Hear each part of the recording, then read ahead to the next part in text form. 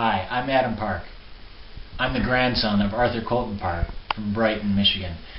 I pulled together various interviews with all the family on the Park side at a family reunion in July of 2011. And I've got two monkeys next to me here. This is Christian and this is Dorothy.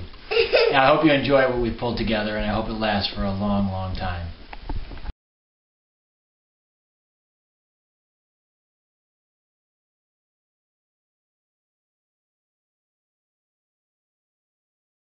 This will be take one, attempt one, scene one of the Park Family Reunion 2011. Greg Park giving us a very quick 1-minute memory of some Park family bit of knowledge or something. Since the topic is Park Family Reunion, let's start with the fact that this whole idea started, I believe, 8 years ago this summer, when Pam and I said, we don't see our brothers, we don't see our sister-in-laws, we don't see our nephews enough. Let's have a family reunion. So we hosted the first family reunion at our house, and it was I think it was a big success. We had 34 people, I believe, come, and that's what started this 8 years ago. And then the next year, I believe it was in Flint with Brother John, and then Chicago with your parents, and then Pam and I hosted it again, and it went around the cycle again. This is the first time on this 8th one that we have actually met on a off home site. Okay. And what I would hope to do in the future, maybe next year, is maybe we can all somehow fly out to Denver and rent a hotel room with a swimming pool for the kids and a common meeting room for everybody else in case it's bad weather, but we sit around the pool and talk, and if it rains we'll sit inside. And I'm afraid that's the only way we're going to get my brother Cold and Nettie involved, because they just don't want to travel anymore. So maybe next year we all end up in Denver. After that, it would be Brother John's turn again, and we go from there. And it's been good. Why has it been good? It's been good because of just getting together. It's family. Family is family, and we don't always agree, particularly on politics. And we proved that last night, in fact. Again, as we proved it every year. But we all love each other.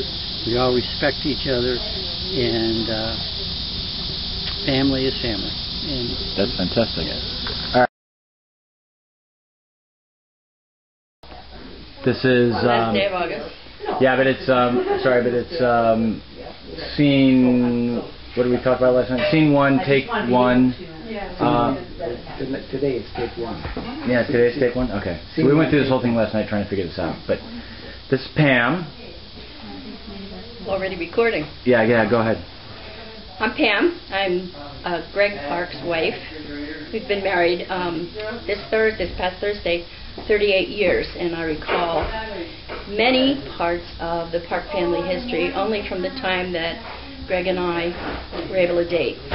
However, I want to talk about someone I never met in the Park family, and that would be Arthur Colton Park's mother. Grandma Park, to my children, means Dorothy Park. I mean Dorothy Park's mother-in-law. I never met her. She died maybe 4 or 5 months after Greg and I met on a blind date. I guess she must have died around 68 or 69. And yet she had many invisible presences in our lives. I heard nice, wonderful, warm, very congenial stories about her.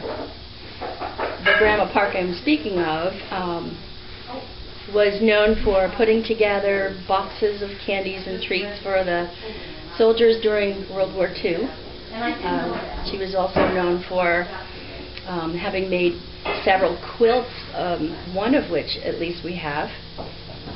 And while there's a tear in it, there's no way it's going in the trash, because having never met that Grandma Park, it's still even important to me. I asked Greg to one day explain his Grandma Park, and he was kind of shocked by the enormity of the question and said, "I can't explain Grandma Park any better than you can explain Nana, who is my grandmother."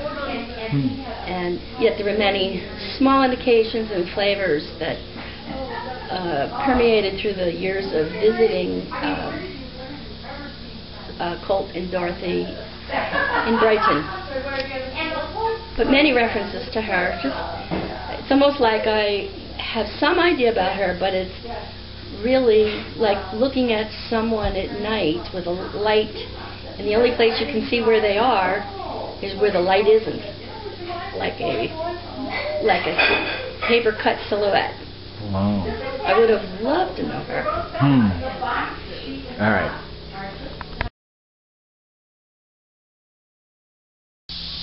Okay, it's rolling, and we're all kind of making our way down the stairs for a beautiful sunset, which you probably can't see.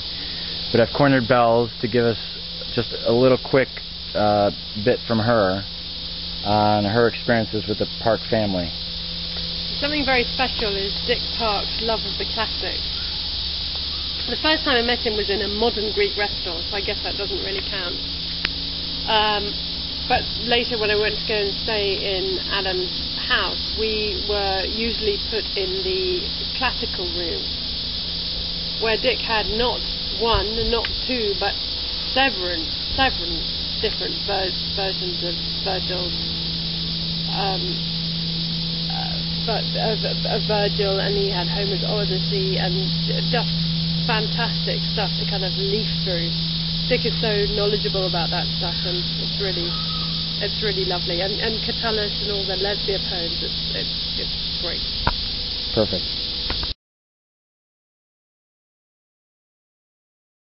Dad and I, for several years, used to take little trips. And the interesting thing about it is that only he and I did. They didn't do it with Colt, who didn't like to travel. They didn't do it with John and Greg, who were younger. One year we took off and drove up to Sheboygan to see Rick, and then we spent a day or two at Mackinac Island. Ridge wasn't in at that time. You had to go back and forth on the ferry. We went up to St. Ignace and the Bay Mills Indian Reservation, and another year we went to Gettysburg and Harper's Ferry. One year in the spring, when it was still cold, we came over to Chicago just to do the museums, just the two of us. What year was that? Well, it would have been 57, because it was actually the last trip we took. I was a sophomore in high school. But we had some good trips together. And did that lead to you and I taking trips? I suppose. The hikes I suppose. Yeah, although Dad wasn't much for hiking, but that's where the idea. Just a nice time, just together. There wasn't anybody else. There wasn't any screaming and shouting. We both liked to travel and see places, and we did it together. So we're out on the beach. This is the Park Family Reunion 2011. We are in Hobart, Michigan. You can see Mom and Greg and Bells and Pam over here. We're waiting for the sunset. Will your lens get the sun? It might. It might. Spectacular. No, it won't. But it'll get the image. It's been a beautiful weekend. No clouds in the sky. John and Madeline are up in the house. We'll get them on video later. We're back down on the beach here, waiting for the sunset, so we're going to snap a little bit more video. Go ahead, Greg. Anniversaries, Park family anniversaries. Grandma and Grandpa's Park's anniversary was November, 50th anniversary was November of 1961. I remember it well. I remember the love seat they sat on at our house that day to celebrate it, which is now in Pam's in my bedroom. My parents' 50th wedding anniversary in 1987, which Adam was at and other people were at. I remember that very much, and gave a speech about the great monarch trees and how Mom and Dad were like the trunk of the monarch trees, Michigan monarch pines. And now Brother Colt's 49th anniversary just a month ago. Brother Dick's 46th anniversary a month ago. John and Madeline have a good marriage, and Pam and I just celebrated our 38th wedding anniversary a couple days ago on Thursday when we drove up here to the beach on Lake Michigan. That's a pretty good record for a Park family. That's perfect. And we hope that that has set the pace and the trend and the style for the next generation. The Adams, the Megans, the Logans. We hope we wish them all the best. We wish them Lord's blessing on their weddings and their marriages and their 50th anniversary someday. And who knows, they may be celebrating it on this very same Michigan beach 40 years from now. Perfect. What a great...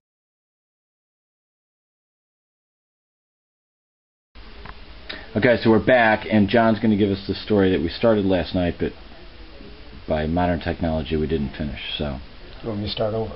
please, if Okay, you could. I'm John. I'm the third of Colton and Dorothy's sons, and so my story involves the time sometime after July of 1992, after Dad died, 4 years after Mom died, and the families had met, and Grandma and Grandpa's house was all cleaned out. And at some point after that, and I don't remember how long it was, Greg and I were in Brighton, and we were finishing up the details and taking things, the leftovers here and there, making sure the house was clean. And we took some bookends that Mom and Dad had made arrangements through a neighbor who made them to purchase, and I think each of the four sons or the families, four families, got a set of those.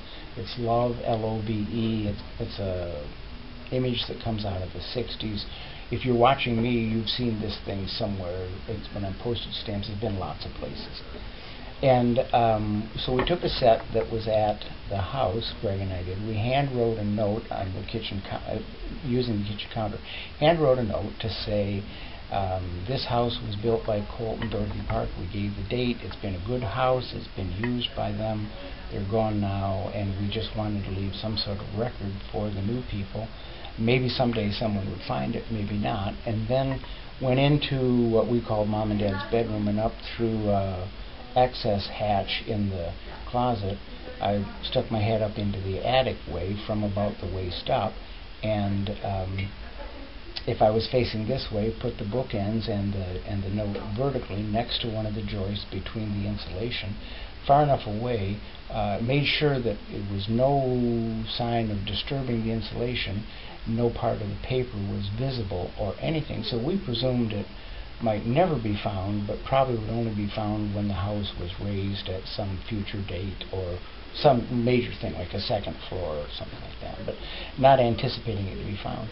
And I'm not remembering when. Greg thinks it was a few years, only a few years after we put it there, that I got a call from the then present owners that they were doing some remodeling and adding extra insulation to the attic, and somehow they had found it. And they were very pleased to find it, but very surprised to find it, and I was surprised that they found it at all. So I have lots of memories, as I said to Adam last night, even being one of the four sons that was always in Michigan. We had access to Mom and Dad's house many times while they were in the winter, and so we'd go over as a family for what we call a weekend, but it wouldn't be, of course, Saturday and Sunday. So a lot of my memories involve times when Mom and Dad were there. A lot of my memories involve times when Mom and Dad, whatever's the opposite of what I just said, were there or weren't there.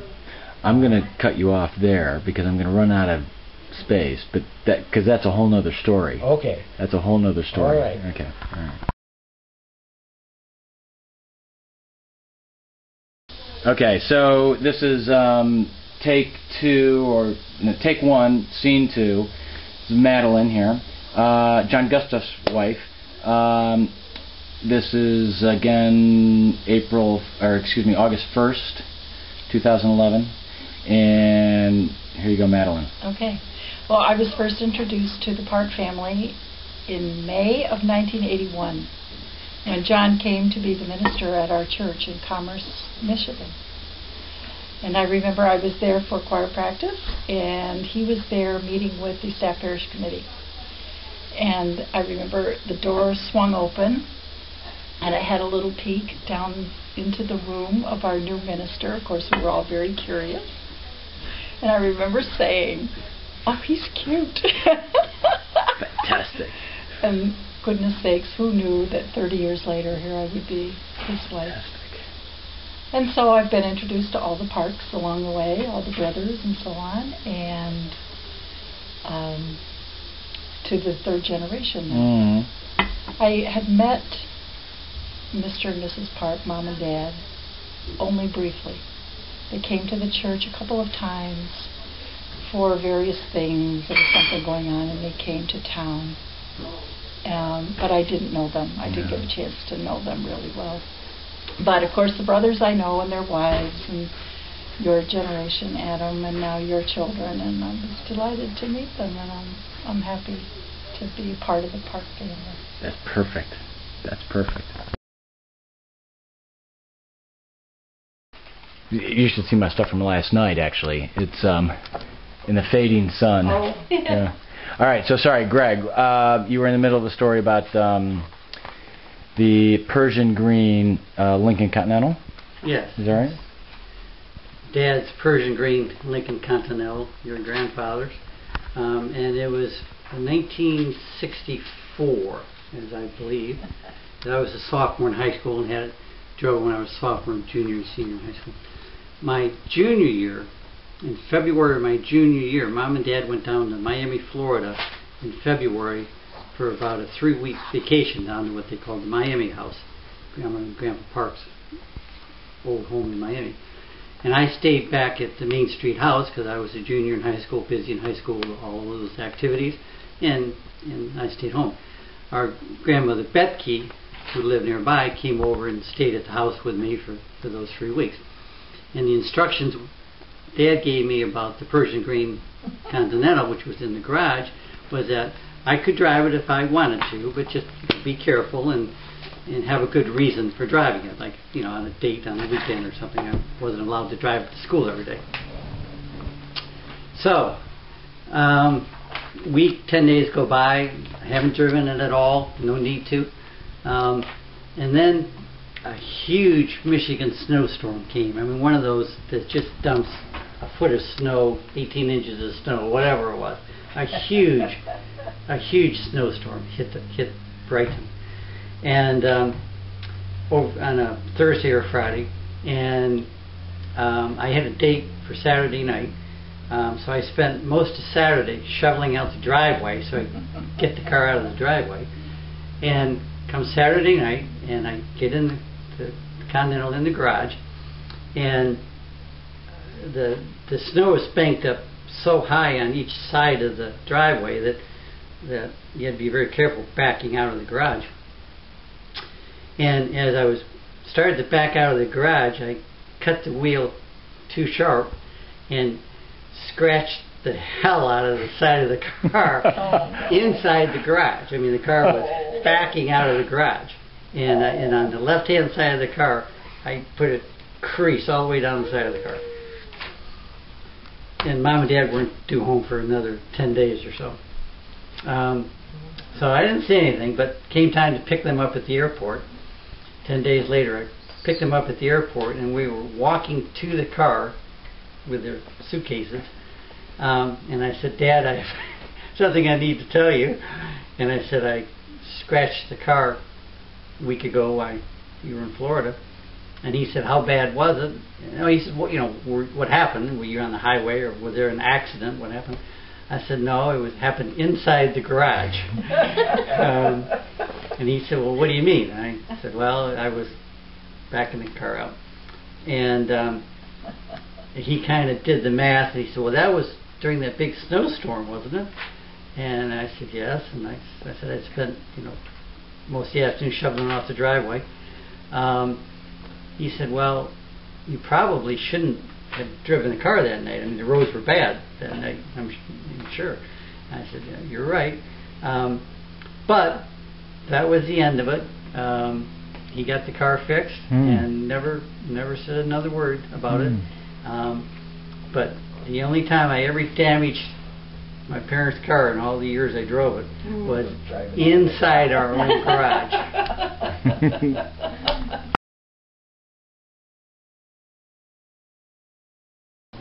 Okay, screw this up.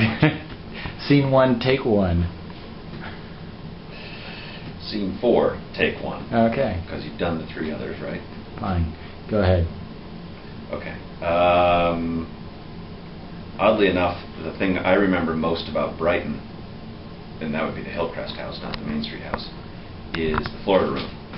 And sitting in the Florida room for hours, like 6 hours straight with Grandma, playing solitaire. Each of us playing solitaire. She taught me how to play solitaire. Yeah. She never cheated. I did.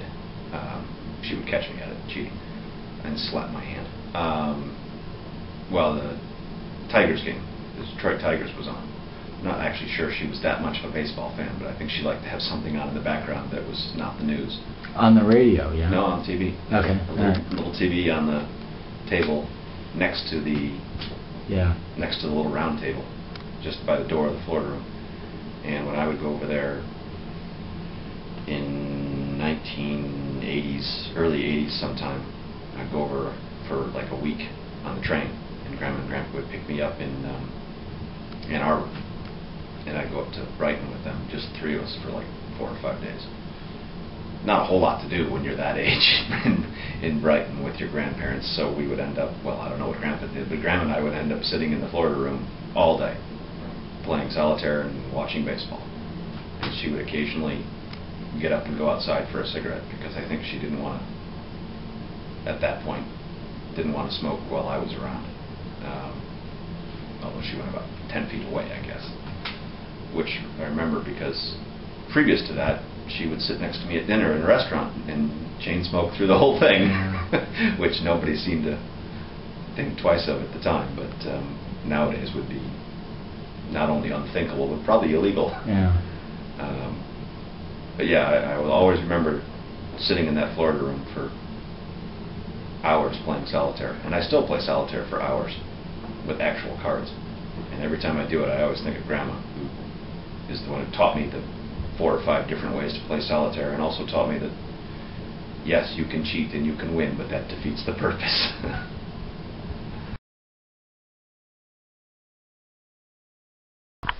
Okay, now it's Adam's turn at the family reunion 2011. And it's on video, yeah? And it's on video. Okay.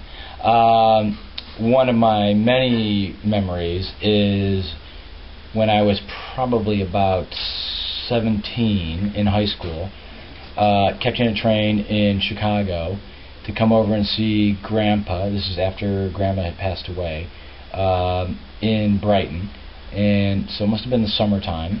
And I came over by train, by Amtrak, and Grandpa picked me up at the station in Ann Arbor in the big silver gray Lincoln Continental, and picked me up at the station. We went back to the house, to the Hillcrest house, and we stayed at the Hillcrest house. I was there for, it was probably a weekend or something like that. And at some point through the weekend, we needed a bit of, must have been pint of milk or something. And so I had to drive the Lincoln down to it was probably a 7-Eleven or something in downtown Brighton and get a pint of milk. Driving the Lincoln was a very intimidating experience.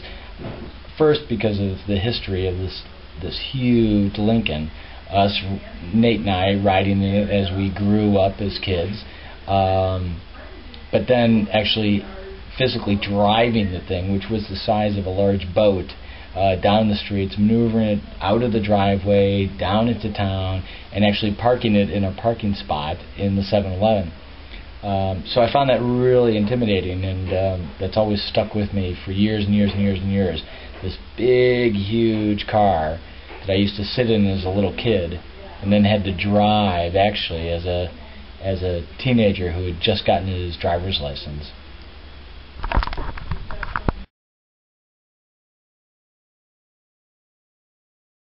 He doesn't listen very well, does he? Hey, I'm on video here.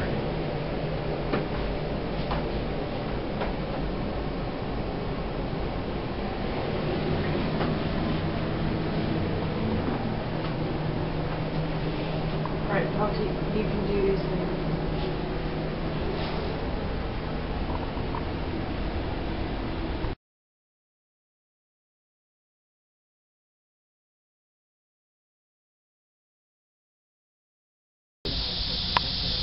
Hillcrest House, the workshop. What happened to the centerfolds that were on the wall and disappeared when I turned? I'm going to stop the camera. We have this running story about John. It was at Roger and Jane's house in Hinsdale on a New Year's Eve. Christian. 83? 93. 93. John had come over to visit us. We're invited